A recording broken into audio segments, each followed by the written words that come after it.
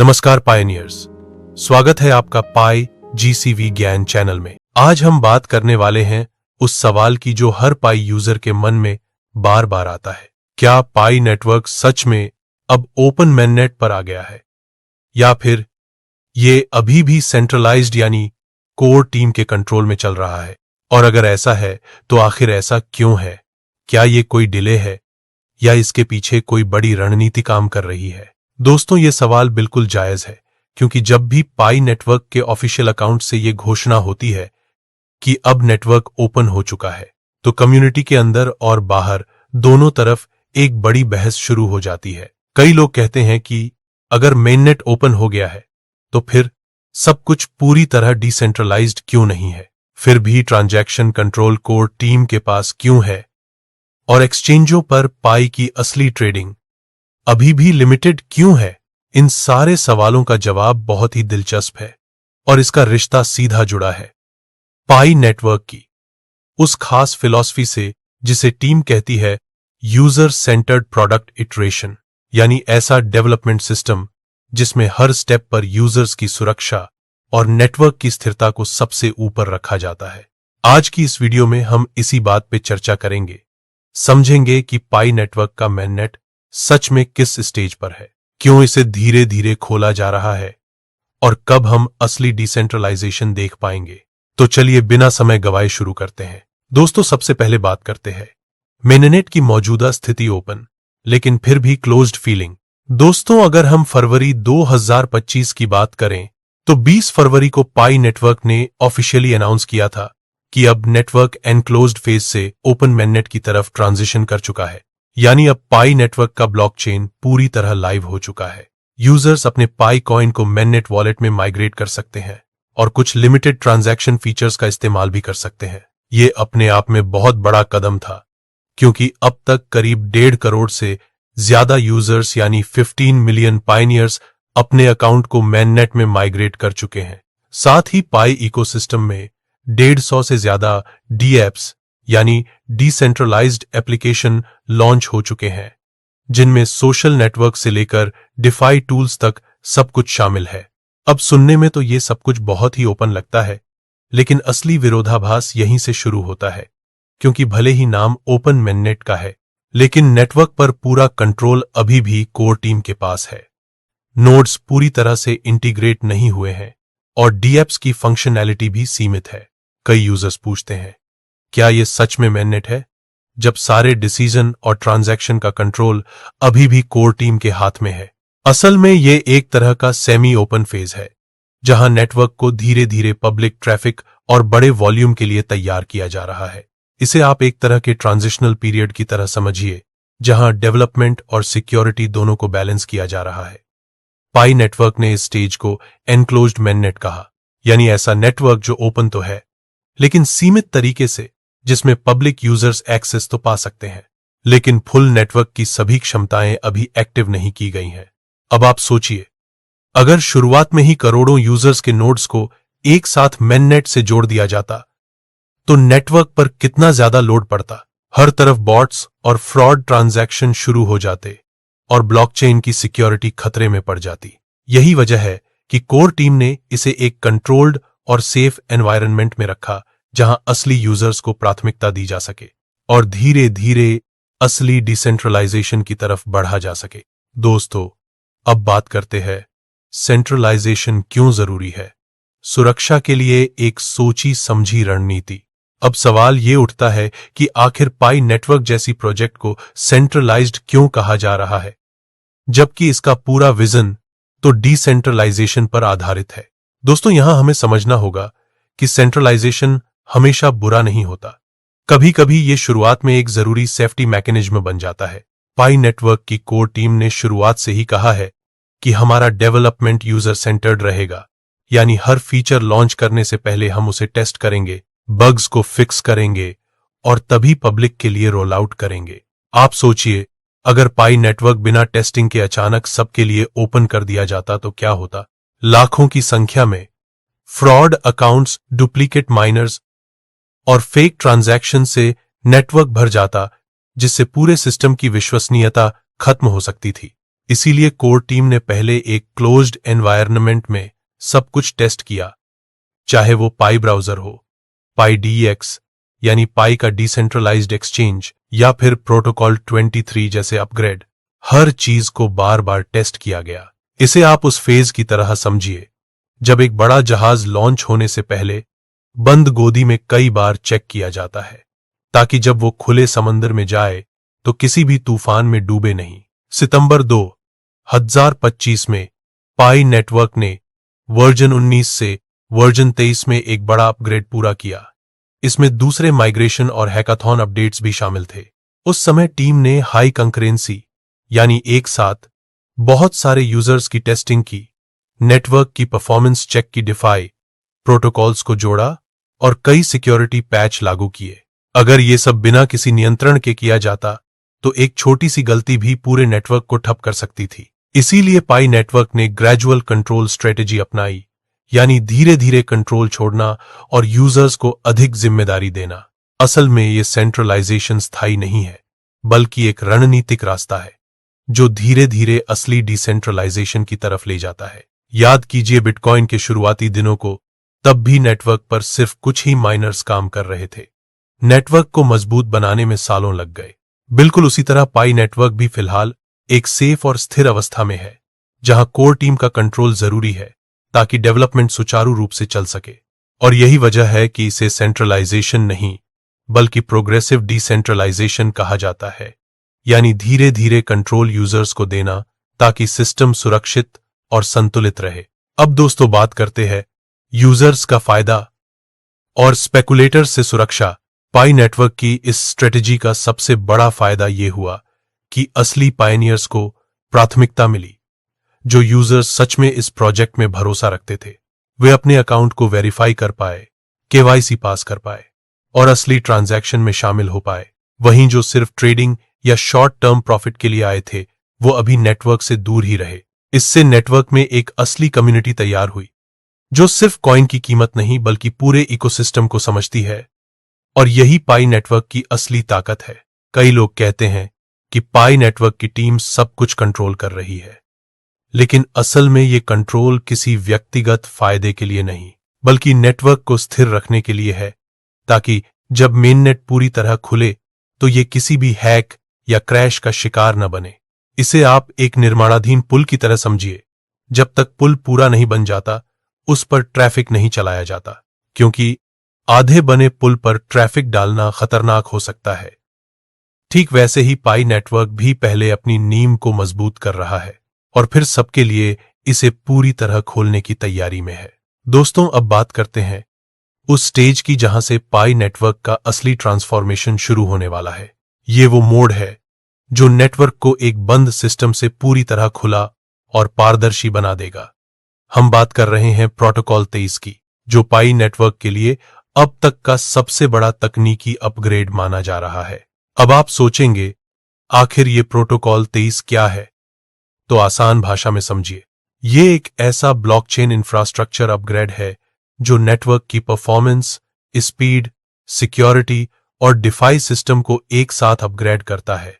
यानी अगर पहले नेटवर्क सेकंड में 1000 ट्रांजैक्शन प्रोसेस करता था, तो अब वही सिस्टम लाखों ट्रांजैक्शन संभालने के लिए तैयार किया जा रहा है। लेकिन सिर्फ स्पीड बढ़ाना ही इसका मकसद नहीं है। इस अपग्रेड का सबसे बड़ा लक्ष्य है यूजर नोड्स को मेननेट से जोड़ना। यानी अब वो समय आने वाला है जब सिर्फ कोर टीम ही नेटवर्क को कंट्रोल नहीं करेगी, बल्कि दुनिया भर के पायनियर्स के नोड्स भी ब्लॉकचेन को वैलिडेट करेंगे, हर ट्रांजैक्शन को चेक करेंगे और नेटवर्क के फैसलों में बराबर की भूमिका निभाएंगे। आप कल्पना कीजिए जब लाखों यूजर नोड्स एक साथ नेटवर्क को चलाएंगे, तब कोई भी एक व्यक्ति या संगठन इस नेटवर्क को कंट्रोल नहीं कर सकेगा। यही असली डिसेंट्रलाइजेशन कहलाता है। अब बात करते हैं दूसरे बड़े कदम की, जो पाई नेटवर्क को पारदर्शिता की नई ऊंचाई पर ले जाएगा, और वो है ब्लॉकचेन के सारे मुख्य हिस्सों को ओपन सोर्स करना।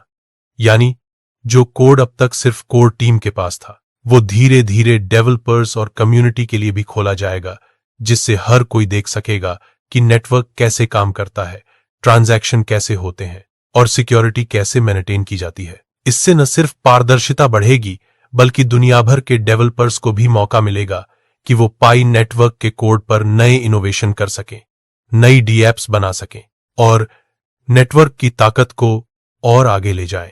यानी अब सिर्फ पाई टीम ही नहीं, बल्कि पूरी दुनिया के डेवलपर्स पाई नेटवर्क के विकास में भाग लेंगे। और दोस्तों, यही असली वेब3 की भावना है, जहां हर यूजर सिर्फ यूजर नहीं होता, बल्कि नेटवर्क का सह निर्माता होता है। अब बात करते हैं नोड इंटीग्रेशन की, जो पाई नेटवर्क के लिए डिसेंट्रलाइजेशन की रीढ़ की हड्डी है। अभी तक नेटवर्क के ज्यादातर वैलिडेशन प्रोसेस कोर टीम के सर्वर पर चलते हैं, लेकिन जैसे ही प्रोटोकॉल 23 पूरी तरह लागू होगा, यूजर नोड्स को ऑनबोर्ड करना शुरू किया जाएगा। यानी अब आपका मोबाइल या कंप्यूटर सिर्फ माइनिंग के लिए नहीं, बल्कि नेटवर्क की सिक्योरिटी के लिए भी काम करेगा। हर यूजर का नोड ब्लॉकचेन में शामिल होगा और वो खुद ट्रांजैक्शन को वैलिडेट करेगा। अब यहां पर एक बहुत बड़ा बदलाव होगा, क्योंकि जब लाखों नोड्स मिलकर नेटवर्क को वैलिडेट करेंगे, तो नेटवर्क में असली डिस्ट्रीब्यूटेड कंसेंसस बनेगा, जहां कोई भी अकेला सिस्टम या व्यक्ति ब्लॉकचेन पर हावी नहीं हो सकेगा। फायरवॉल और प्रोटेक्शन लेयर धीरे धीरे हटाई जाएंगी, क्योंकि अब नेटवर्क की सुरक्षा किसी एक सर्वर पर नहीं, बल्कि लाखों पायनियर्स पर निर्भर करेगी। और उस वक्त पाई नेटवर्क सिर्फ एक प्रोजेक्ट नहीं रहेगा, बल्कि एक असली कम्युनिटी को गवर्न ब्लॉकचेन बन जाएगा, जहां हर पायनियर की राय और वोट की अहमियत होगी। ये वही फेज होगा जब गवर्नेंस सिस्टम एक्टिव किया जाएगा, जहां पायनियर्स नेटवर्क के नियम तय करने में, रिवॉर्ड सिस्टम डिजाइन करने में और ब्लॉकचेन के दिशा निर्देश तय करने में हिस्सा लेंगे। यानी कोर टीम धीरे धीरे एक गाइडिंग बॉडी बन जाएगी और असली पावर कम्युनिटी के पास चली जाएगी। अब बात करते हैं हाल ही के अपग्रेड्स की, जिन्होंने दिखा दिया कि पाई नेटवर्क कितनी तेजी से परिपक्व हो रहा है।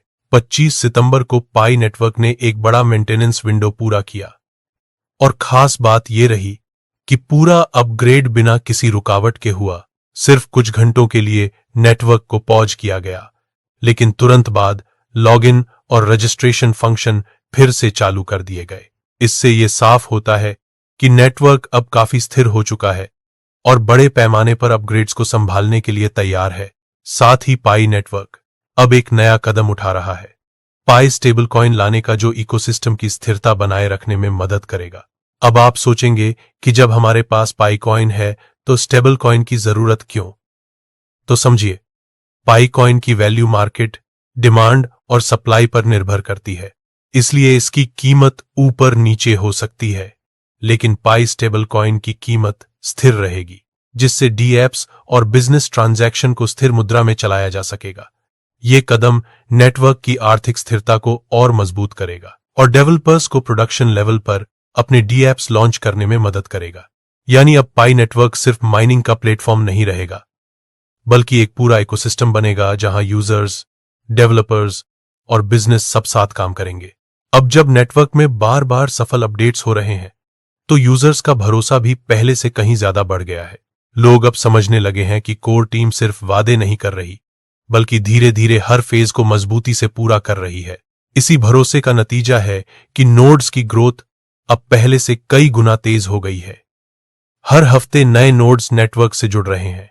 लोग अपने डिवाइस को टेस्टिंग मोड से वैलिडेशन मोड में ला रहे हैं, और आने वाले महीनों में लाखों नए नोड्स नेटवर्क को और मजबूत करने वाले हैं।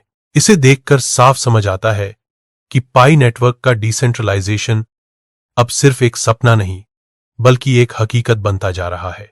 दोस्तों, पाई नेटवर्क की सबसे बड़ी ताकत इसकी स्टेप बाय स्टेप स्ट्रैटेजी है, जहां हर चीज को धीरे धीरे और सुरक्षित तरीके से लागू किया जाता है। पहले एनक्लोज नेटवर्क, फिर ओपन नेटवर्क, अब नोड इंटीग्रेशन और आखिर में कम्युनिटी गवर्नेंस।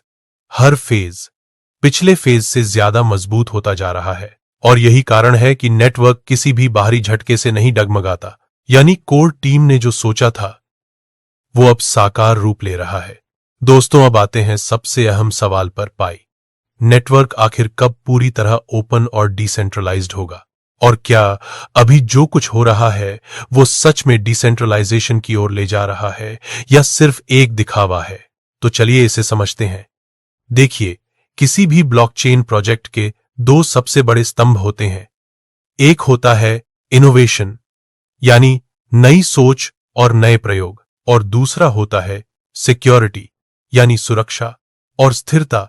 बहुत सारे प्रोजेक्ट्स ऐसे रहे हैं जिन्होंने इनोवेशन के नाम पर जल्दबाजी की, अपने नेटवर्क को बिना पूरी टेस्टिंग के खोल दिया और फिर कुछ ही महीनों में हैक, बग या नेटवर्क क्रैश का शिकार हो गए। लेकिन पाई नेटवर्क ने शुरुआत से ही एक अलग रास्ता चुना। यहां कोर टीम ने कहा कि हम जल्दबाजी में नहीं बल्कि स्थिरता और भरोसे के साथ आगे बढ़ेंगे। इसलिए हर अपग्रेड, हर नया प्रोटोकॉल और हर नेटवर्क स्टेप धीरे धीरे और टेस्टिंग के बाद ही लागू किया गया। अब इसे कई लोग सेंट्रलाइजेशन कह देते हैं, लेकिन असल में यह सेंट्रलाइजेशन नहीं बल्कि प्रोटेक्टिव इनोवेशन स्ट्रेटेजी है। यानी जब तक सिस्टम पूरी तरह तैयार न हो उसे पब्लिक हैंड्स में नहीं सौंपा जाएगा, क्योंकि इससे न सिर्फ नेटवर्क बल्कि करोड़ों यूजर्स के डेटा और एसेट्स पर खतरा आ सकता है। पाई नेटवर्क ये भली भांति जानता है कि उसके ऊपर करोड़ों लोगों का भरोसा टिका हुआ है, इसीलिए वो हर स्टेप को 100 बार जांच कर ही आगे बढ़ता है। अब अगर हम पिछले कुछ सालों को देखें तो पाई नेटवर्क ने एक शानदार सफर तय किया है। सबसे पहले शुरू हुआ क्लोज्ड नेटवर्क, जहां सिर्फ टेस्टिंग और माइग्रेशन हुआ। फिर आया एनक्लोज्ड मेननेट, जहां असली यूजर्स को ऑनबोर्ड किया गया। और अब नेटवर्क ओपन फेज की ओर बढ़ रहा है, जहां नोड्स, डीएप्स और ब्लॉकचेन सब मिलकर एक खुला इकोसिस्टम बना रहे हैं। इस यात्रा को हम कह सकते हैं controlled evolution to open prosperity, यानी शुरुआत में नेटवर्क को कंट्रोल्ड माहौल में रखा गया ताकि वो धीरे धीरे सीख सके, खुद को सुधार सके, और जब वो पूरी तरह मजबूत हो जाए तब उसे पूरी दुनिया के सामने खोला जाए। यही पाई नेटवर्क की सबसे बड़ी सोच है और यही कारण है कि ये नेटवर्क दूसरे ब्लॉकचेन प्रोजेक्ट्स की तरह कभी गिरा नहीं, बल्कि लगातार और स्थिर तरीके से बढ़ता रहा। अब चलिए बात करते हैं उस पल की जिसका इंतजार हर पायनियर को है, जब पाई नेटवर्क पूरी तरह डिसेंट्रलाइज्ड होगा। उस समय नेटवर्क में लाखों नोड्स एक्टिव होंगे, हर यूजर ट्रांजैक्शन को खुद वैलिडेट करेगा। ब्लॉकचेन के नियम अब सिर्फ कोर टीम नहीं बल्कि पूरी कम्युनिटी तय करेगी। आप खुद तय कर सकेंगे कि नेटवर्क की फीस कितनी होगी, रिवॉर्ड सिस्टम कैसे चलेगा और नए अपग्रेड्स को कब लागू किया जाए। यानी पाई नेटवर्क सिर्फ टेक्नोलॉजी का नहीं बल्कि कम्युनिटी डेमोक्रेसी का प्रतीक बन जाएगा। उस वक्त कोर टीम एक गाइडिंग रोल में होगी, लेकिन पावर कम्युनिटी के पास होगी। हर निर्णय वोटिंग और गवर्नेंस मॉडल से होगा और यही असली वेब3 का विजन है। अब अगर हम थोड़ा बड़ा सोचें तो पाई नेटवर्क सिर्फ एक ब्लॉकचेन नहीं रह जाएगा बल्कि एक पूरा डिजिटल इकोनॉमिक सिस्टम बन जाएगा। एक ऐसा सिस्टम जहां लोग सिर्फ ट्रेड या इन्वेस्ट नहीं करेंगे बल्कि अपने रोजमर्रा के कामों में भी पाई कॉइन का इस्तेमाल करेंगे। सोचिए, एक दिन जब दुनिया भर में हजारों डीएप्स चल रहे होंगे जिनसे आप खरीदारी कर सकेंगे, बिल पेमेंट कर सकेंगे या अपनी सेवाओं के बदले पाई कॉइन में पेमेंट पा सकेंगे। और जब ये सारे ट्रांजैक्शन बिना किसी बिचौलिए के सीधे ब्लॉकचेन पर होंगे तो यही होगा असली डिसेंट्रलाइजेशन। पाई नेटवर्क इस दिशा में पहले ही कई प्रयोग कर रहा है। कुछ देशों में टेस्टिंग के तौर पर छोटे बिजनेस पाई पेमेंट स्वीकार कर रहे हैं, डेवलपर्स पाई डीएक्स पर नए टूल्स बना रहे हैं और कम्युनिटी खुद नए इकोसिस्टम प्रोजेक्ट्स लॉन्च कर रही है।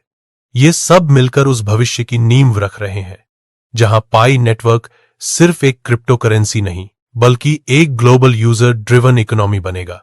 अब यहां एक बहुत जरूरी बात समझनी होगी, पाई नेटवर्क का सफर तेज नहीं बल्कि सोच समझकर तय किया गया सफर है। कई लोग अधीर हो जाते हैं, कहते हैं कि इतना लंबा समय क्यों लग रहा है, लेकिन जो लोग ब्लॉकचेन की दुनिया को समझते हैं वो जानते हैं कि किसी भी स्थायी और सुरक्षित सिस्टम को बनाने में वक्त लगता है। जैसे एक मजबूत पेड़ को बढ़ने में सालों लगते हैं, वैसे ही एक मजबूत नेटवर्क को भी धीरे धीरे बढ़ना पड़ता है। अगर कोर टीम चाहती तो सालों पहले ही पाई नेटवर्क को ओपन घोषित कर सकती थी, लेकिन ऐसा करने से नेटवर्क की नींव कमजोर पड़ सकती थी। इसलिए उन्होंने धैर्य चुना, सुरक्षा को प्राथमिकता दी। और अब जब नेटवर्क स्थिर है तो धीरे धीरे दुनिया के सामने उसे खोल रहे हैं। यही कारण है कि पाई नेटवर्क के हर कदम के पीछे एक सोच और रणनीति है और यही इसे बाकी प्रोजेक्ट से अलग बनाता है। दोस्तों, अगर आप सच में एक पायनियर हैं तो इस वक्त आपको सिर्फ एक चीज पर फोकस करना चाहिए, वो है धैर्य और योगदान। क्योंकि अभी का समय सबसे अहम है, नेटवर्क बन रहा है, नए डीएप्स तैयार हो रहे हैं और हर सक्रिय पायनियर इस इतिहास का हिस्सा बन रहा है। आप जितना ज्यादा नेटवर्क के साथ जुड़े रहेंगे, उतना ही ज्यादा आपको आने वाले समय में फायदा मिलेगा, चाहे वो नोड चलाना हो, केवाईसी पूरा करना हो या नए डीएप्स का इस्तेमाल करना हो। हर कदम आपको भविष्य के पाई इकोसिस्टम का हिस्सा बनाता है। तो धैर्य रखिए, जुड़े रहिए और भरोसा रखिए कि पाई नेटवर्क का असली समय अब बस आने ही वाला है। पाई नेटवर्क का मेननेट भले ही आज थोड़ा सेंट्रलाइज्ड दिखता हो, लेकिन असल में ये एक रणनीतिक रास्ते का हिस्सा है, जहां हर स्टेप धीरे धीरे असली डिसेंट्रलाइजेशन की ओर बढ़ रहा है। कोर टीम का कंट्रोल कोई देरी नहीं, बल्कि सुरक्षा की गारंटी है, क्योंकि बिना सुरक्षा के कोई भी ब्लॉकचेन लंबे समय तक टिक नहीं सकता। और अब जब प्रोटोकॉल 23 लागू होने वाला है, नोड्स इंटीग्रेट हो रहे हैं, स्टेबल कॉइन आ रहा है और नेटवर्क ओपन सोर्स की तरफ बढ़ रहा है, तो ये साफ है कि पाई नेटवर्क अपने विजन की ओर मजबूती से बढ़ रहा है। दोस्तों, आप इतिहास को बनते हुए देख रहे हैं, एक ऐसा डिजिटल इकोसिस्टम जो किसी कंपनी या सरकार का नहीं, बल्कि लाखों पायनियर्स का है, जो मिलकर एक नई अर्थव्यवस्था गढ़ रहे हैं। और यही पाई नेटवर्क की सबसे बड़ी ताकत है।